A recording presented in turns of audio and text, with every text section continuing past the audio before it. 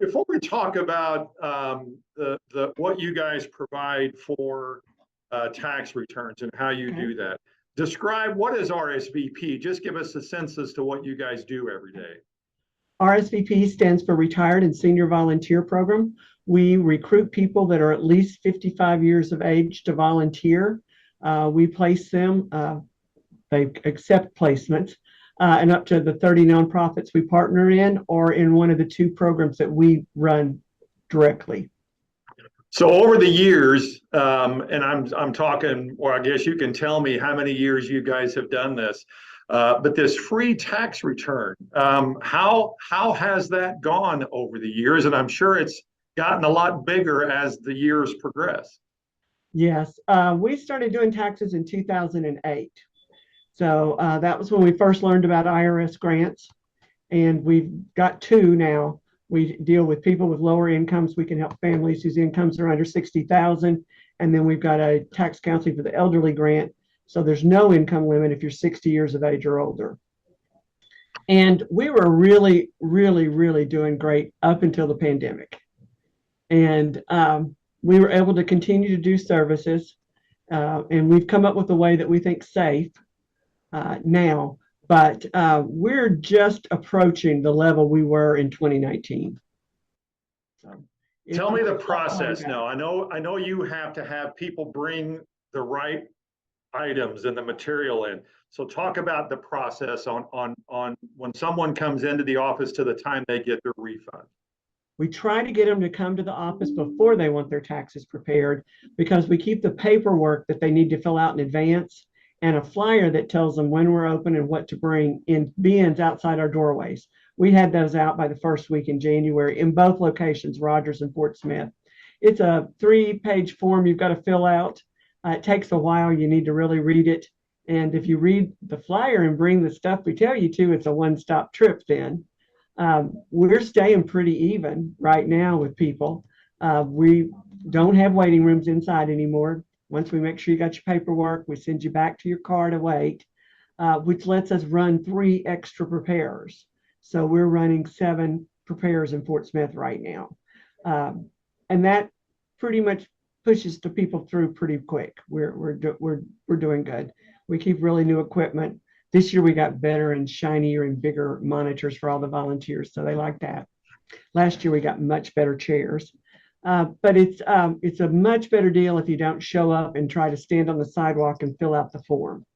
And if you don't have what you need to get your tax return, we're going to send you back out. So it's better to get your ducks in a row, show up and get it done in one time.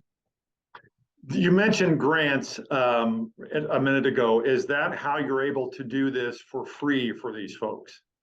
Yes, this is an expensive volunteer project. We have to have nice computers because we have to have really fast internet access, and because we are sitting there pounding those suckers 10 to 12 hours a day, 6 days a week. So we replace those computers every 3 years. We have to have very fast internet access because we are using IRS's software, and then we are submitting the returns we complete every single day. So there's no gap between us doing it and it getting sent off. And plus we feed the volunteers. If they're here, we do lunch during the week. I cook breakfast on Saturday. We have to train people, which doesn't sound that expensive, but you're going to have to be able to support them and feed them and provide them all the materials. New people do 3 days in December. Everybody does a solid week of classroom in January. And then you got a bunch of at-home studying doing. We get all our certifications done. So it's fairly involved, and it is very expensive. Is it too late to be a volunteer to help prepare? To help prepare, unless you have a background in, you're very familiar with computers and you're very good at learning on your own, I'd say yes. We still need people to help greet, to let people come in one at a time, and they're the people that check and make sure you got all. We could definitely use some Thursday help on that. All our cook positions are filled. Wonderful. So we've got lunch all lined out for the week. If someone wants to take over Saturday breakfast, I'll bow out. But yes, we could use some more volunteers. We have volunteers that do nothing but answer the phone. We have people fuss at it all the time that it was always busy, but we run 3 phone lines. And that's all one person can handle pretty much. And then we've got to keep up with all this paperwork and then all the accounting that's required for the grants. Yes, we could use Do some you more have an volunteers. idea as to how many returns you have done and how much money people have gotten over the years? I haven't done it all. I've never added it all up. I mean, last year was our biggest refund year at 5.9 million because the Wow. money was out there. We have done more than 4,500 returns before the pandemic in a year. And we were over 4,000 last year, but we didn't hit 4,500. So we're having to rebuild, and not all volunteers feel comfortable volunteering anymore. We've lost a great number of volunteers. We are realigning things where it's very safe, especially for seniors or people that have health conditions, to come in. We've got individual booths with tables 6 feet apart between the client and the preparer. So it's as safe and as sanitary. We use lots of bleach wipes and Lysol, and no one has on our watch has gotten COVID. So that's my claim to fame. So how important do you think this program is? And how important has it become over the years? We have people that have showed up every year since 2008. You know, Fort Smith is very much has been a manufacturing town. Mm-hmm. So we have lots of people that have 401ks, retirement benefits, small pensions. Small pensions make you have to file. If you have to file and it's not a very big pension, you have to pay for that preparation, you can end up losing every dime. So I think for people with low to moderate incomes, generally the people we help on an average, we average an income level of below 30,000. So we are helping a lot of people who work hard for a living that every penny counts. And All right. really accurate returns. We have great volunteers with great experience. All of our volunteers this year are certified through the advanced level. We can handle whatever comes our way that we're allowed to do.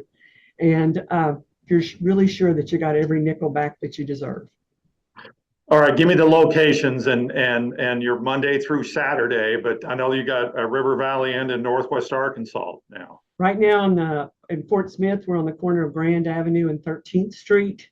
We operate Monday through Saturday in February and April. March, we take Saturdays off. We start at 9 a.m. every day. Monday's our late night. We're here till 6. During the rest of the week, it's 4. And we do half days on Saturday, 9 to 1. Rogers is going to be opening on Monday. Their location is 114 North 34th Street. They're just a block off of Walnut. They will have similar hours, other than the fact on Fridays they will close at 1. But they'll do the 6-day-a-week thing just like us.